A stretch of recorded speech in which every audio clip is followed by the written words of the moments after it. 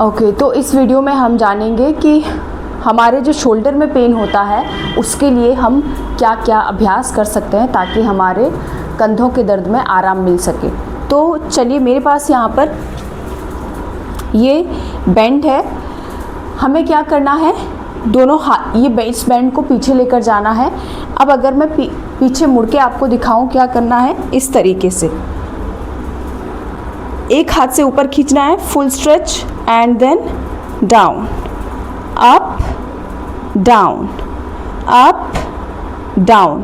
फिर चेंज कर दीजिए, फिर दूसरे हाथ से up down, up down, up down, up down. ठीक है, पहला अभ्यास तो है ये।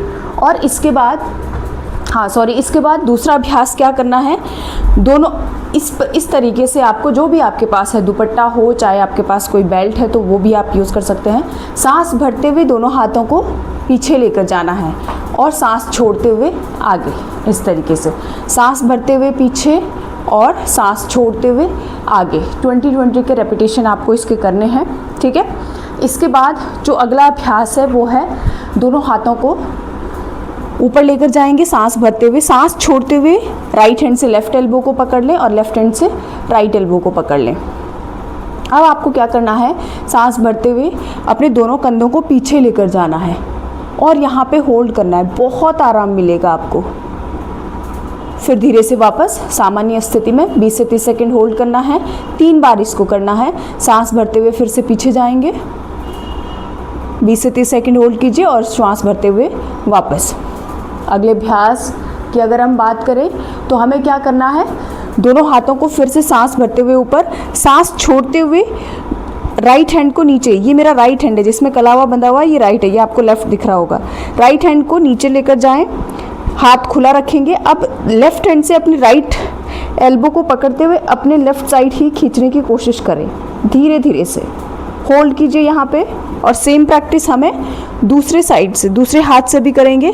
अब इसे भी हम राइट साइड खींचेंगे, हाथ हमारा सीधा नीचे की तरफ रहेगा और धीरे धीरे मैक्सिमम जितना आप खींच सकते हैं उसके बाद आपको होल्ड करना है। सांसें लेते और छोड़ते रहेंगे, सांसों को नहीं रोकना है। दोनों हाथों को सांस भरते हुए ऊपर, सांस छोड़ते हुए नीचे।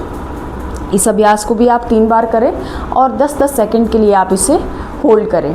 अब अगले अभ्यास की हम बात करते हैं। अगला हम क्या कर सकते हैं, अगला आसन, तो दोनों हाथों को शोल्डर लेवल लेकर आएंगे इस तरीके से। ठीक है, यहाँ पे होल्ड करेंगे। अब एक हाथ को सीधा ऊपर खींच दीजिए, स्ट्रेट, दूसरा हाथ आपका यहीं रहेगा, एंड डाउन।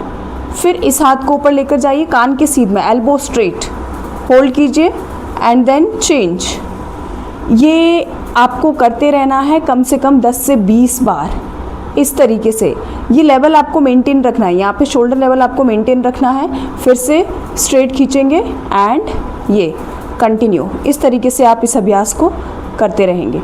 एल्बो स्ट्रेट, जब आपका हाथ ऊपर जा रहा है तो एल्बो आपकी एकदम स्ट्रेट जाएगी। रिलैक्स। अब अगला अभ्यास शोल्डर रोटेशन, जो हम हमेशा करते हैं। सांस छोड़ते हुए एल्बोज को बेंड कर दीजिए, elbow straight and rotate. 5 time clock and 5 time anti clock. सांस भरते हुए एल्बो को आसमान की तरफ लेकर जाएंगे और सांस छोड़ते हुए नीचे। यहीं से हम एंटी क्लॉक भी जाएंगे। ये 1 2 3। फिर धीरे से सांस भरते हुए दोनों हाथों को सामने की तरफ फैला दीजिए, सांस छोड़ते हुए नीचे। ठीक है, अब अगला जो अभ्यास है जो हमारे स्कंद मूल के लिए बहुत ही फ़ायदेमंद है, तो क्या करना है, दोनों हाथों की मुट्ठी बनाएंगे और इस तरीके से अंगूठा अंदर रहेगा, उंगलियां बाहर।